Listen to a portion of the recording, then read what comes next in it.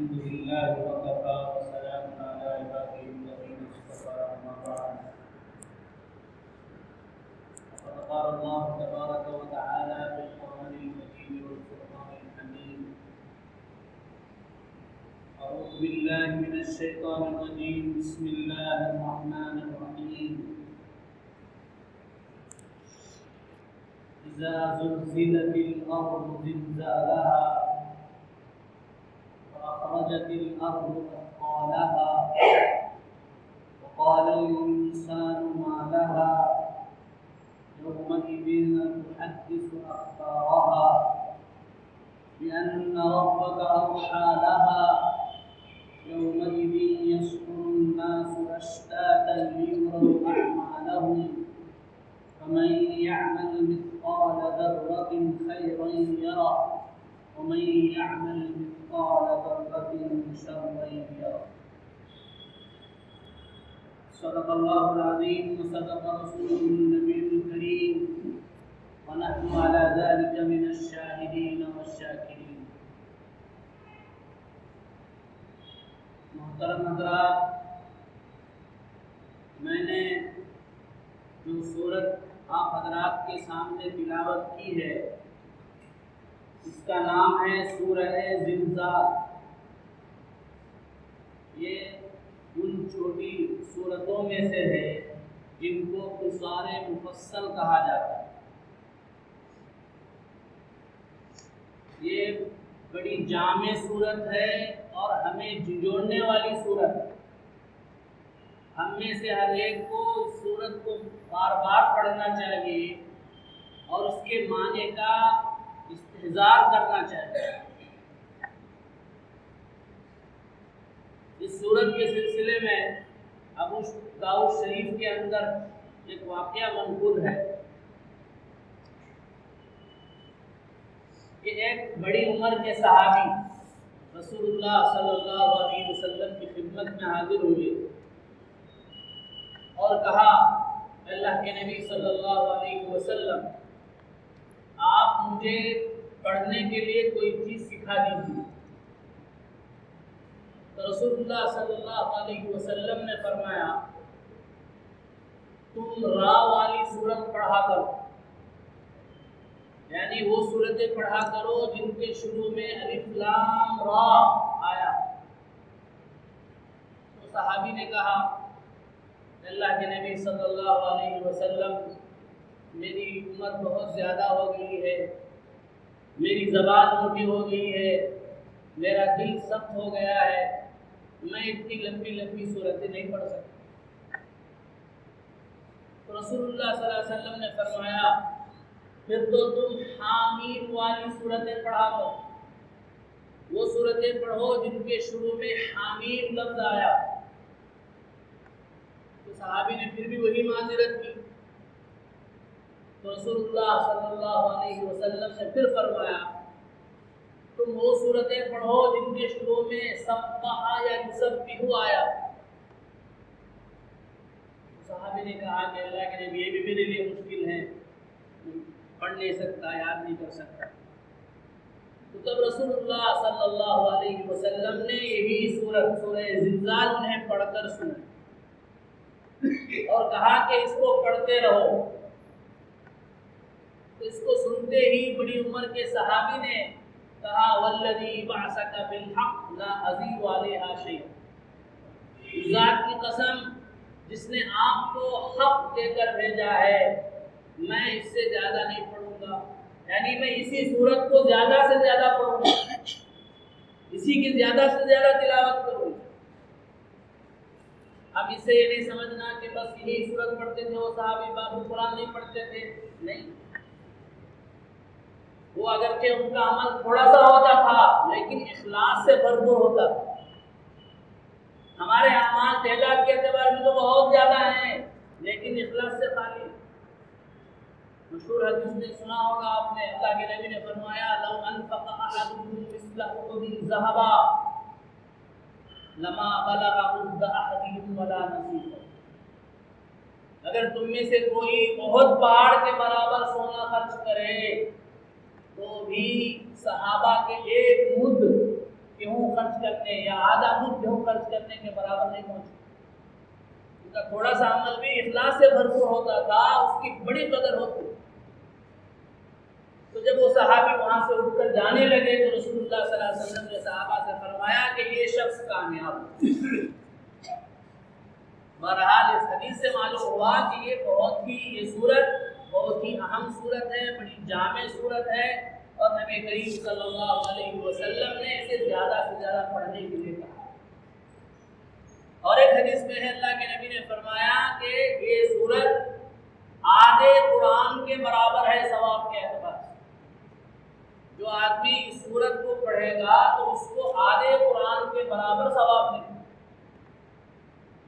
तो बहरहाल बड़ी अहमियत वाली, बड़ी शान वाली सूरत है, इसे हमें बहुत ज़्यादा पढ़ना भी चाहिए और उसके माने को भी हमें समझना चाहिए। उससे हमारी ज़िंदगी संवर जाए, हमारे अंदर दुनिया की वजह से जो गफलत तारी हुई है वो गफलत के पर्दे हट जाएंगे और आखिरत की फिक्र जो है हमेशा हमारे दिलों में मुस्तहदर है। अल्लाह ताला इस आयत के अंदर क्या फरमाते हैं, इस सूरत के अंदर क्या फरमाते हैं, इज़ा ज़ुल्ज़िलतिल अर्ज़ु ज़िलज़ालहा, जब जमीन को उसके भूचाल के जरिए से, उसके जलजले के जरिए से हला दिया जाए, यानी जमीन के ऊपर सख्त खतरनाक किस्म का जलजला होगा जिसकी वजह से जमीन के ऊपर जो भी ऊंच नीच है, ऊंची ऊंची इमारतें हैं, ऊंचे ऊंचे पहाड़ हैं, सब के सब खत्म हो जाएंगे और जमीन बिल्कुल हमवार हो जाएगी, चटियल मैदान की तरह हो जाएगी। मुफस्सिरीन किराम फरमाते हैं कि ऐसा दूसरी मर्तबा सूर फूकने के वक्त होगा। यहाँ आयत के अंदर दूसरी मर्तबा सूर फूकना हो रहा है। जब दूसरी मर्तबा सूर फूका जाएगा तो जमीन बिल्कुल हमवार होगी, चटियल मैदान की तरह। वाखरजतिल अर्ज़ु अस्फ़ालहा, उस वक्त जमीन अपने बोझ को बाहर निकालेगी। बोझ से क्या मुराद है? हज़रात मुफस्सिरीन फरमाते हैं कि जितने भी मुर्दे दफन हुए जमीन के अंदर, उन तमाम को जमीन बाहर निकालेगी। और एक कौल यह है कि अस्फ़ालहा से जमीन के अंदर रहने वाले मादनियात, सोना चांदी और दूसरे जो भी धात वगैरह हैं, उन सब को जमीन बाहर निकाले।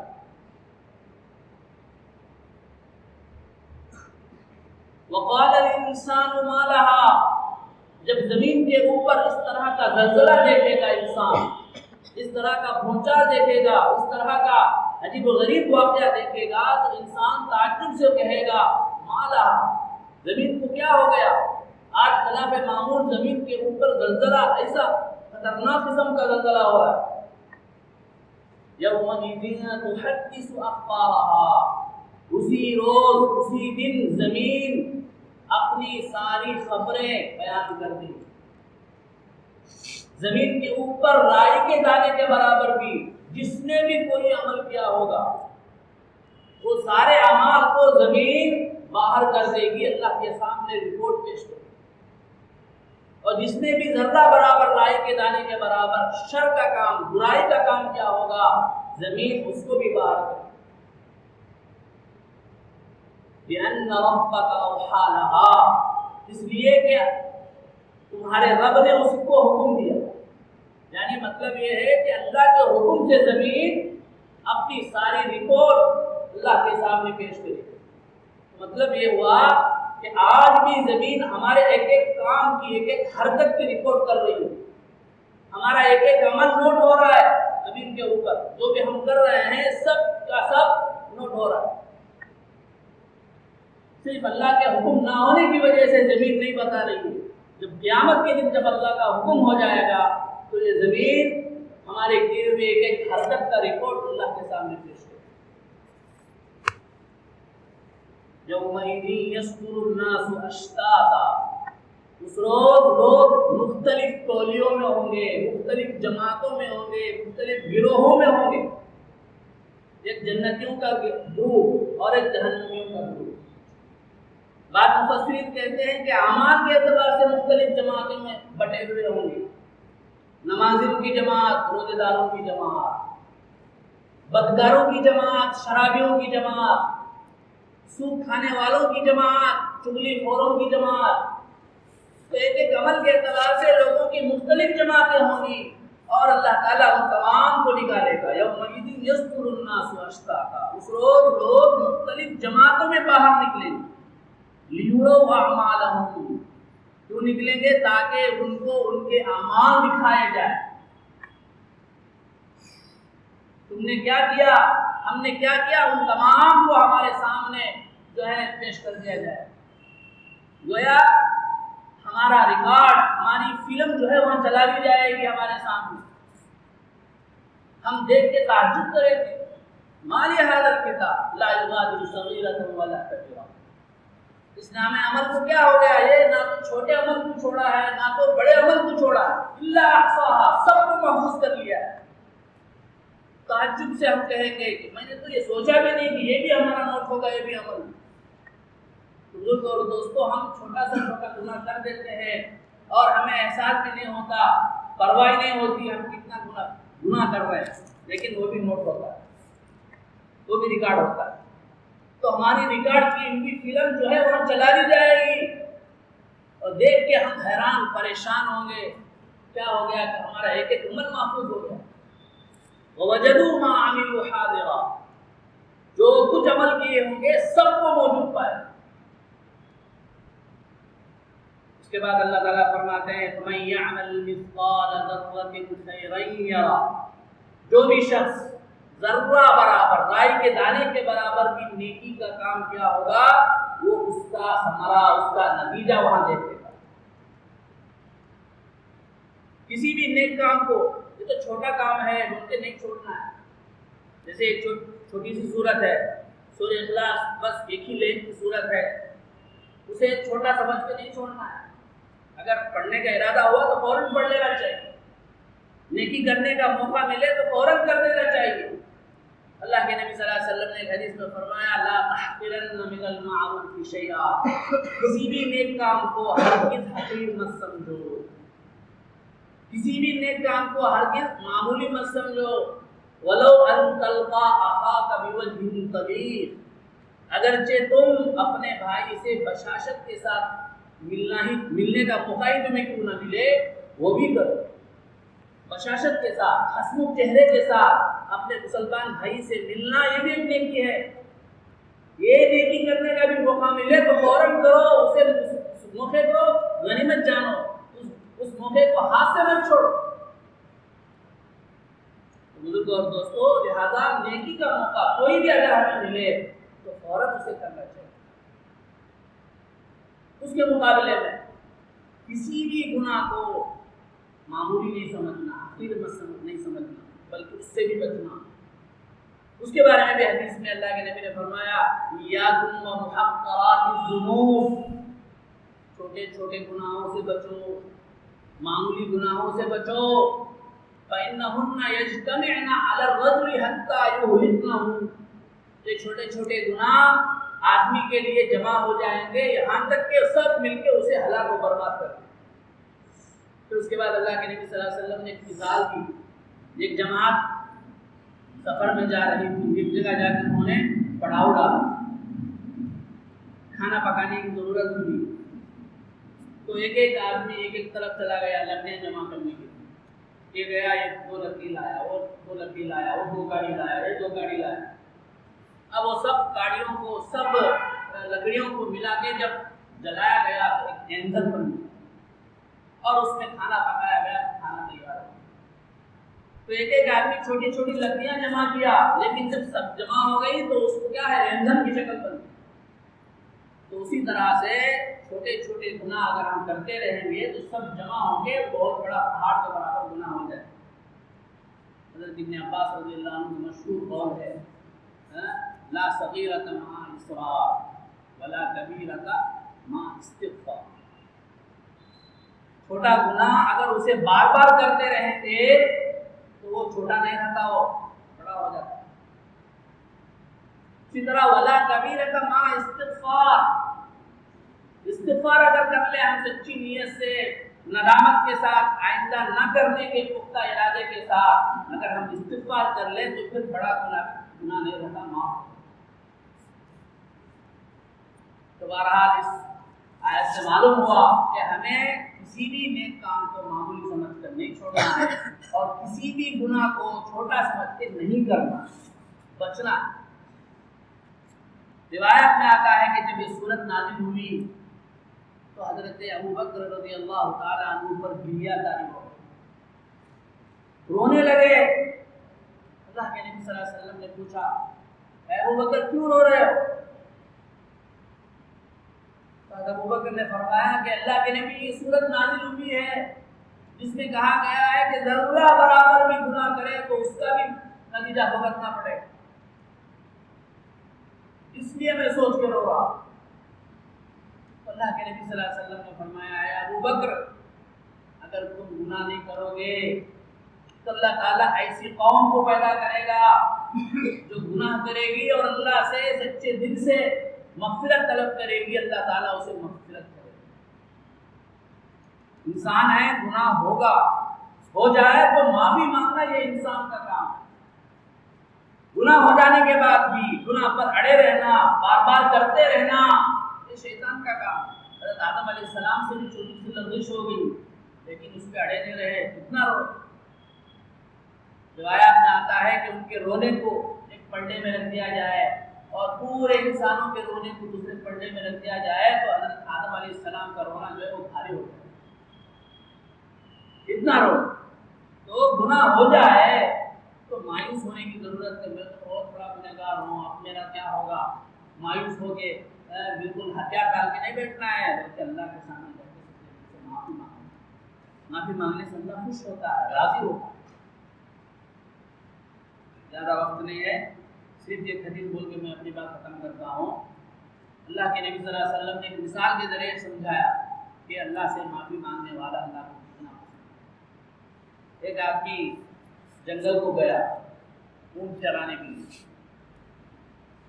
چراتا تھا، تھوڑی دیر کے لیے سویا تو اونٹ جو ہے کہیں گم ہو گیا، تلاش کیا کہیں بھی ملا ہی نہیں، تھک کر آ کے ایک درخت کے نیچے بیٹھ سو گیا، پھر تھک کر پھر اچانک اٹھ کر دیکھا تو سامنے اس کا اونٹ جو گم ہو گیا تھا موجود ہے۔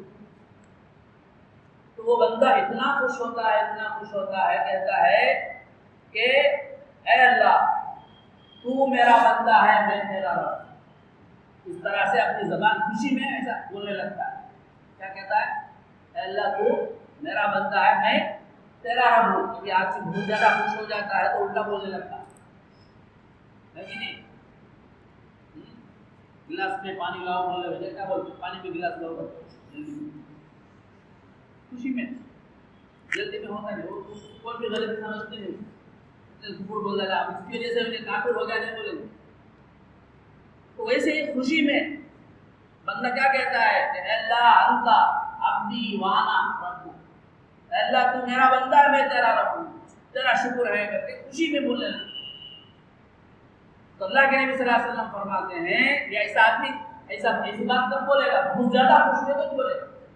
تو اللہ کے نبی فرماتے ہیں کہ یہ آدمی جتنا خوش ہوا اپنے گم شدہ اونٹ کے ملنے پر، اس سے زیادہ اس کا بندہ گناہ کر کے اس کے دربار میں جا کے اللہ سے معافی مانگتا ہے تو اللہ خوش ہوتا ہے، اس سے بھی زیادہ خوش ہوتا ہے۔ اس کے بزرگوں اور دوستوں، انسان ہے، انسان ہونے کے ناطے گناہ ہو سکتا ہے، گناہ نہیں کرنا ہے، ہو گئے تو معافی مانگنا، معاف کرتا نا اللہ بول کے کیا نہیں کرنا، گناہ کرتے نہیں بننا۔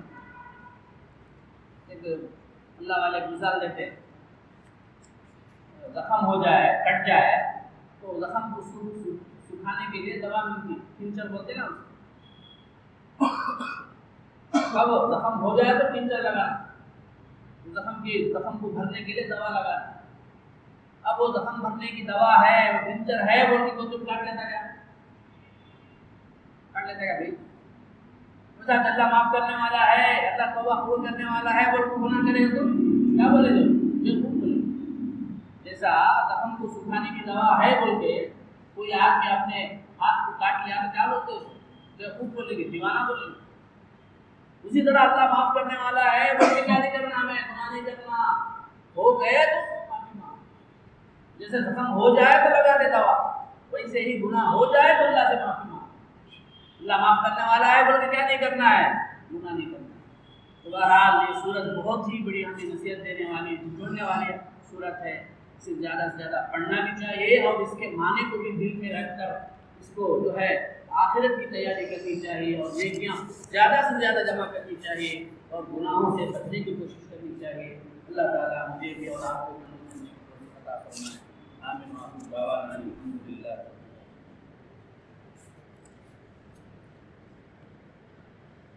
الحمدللہ۔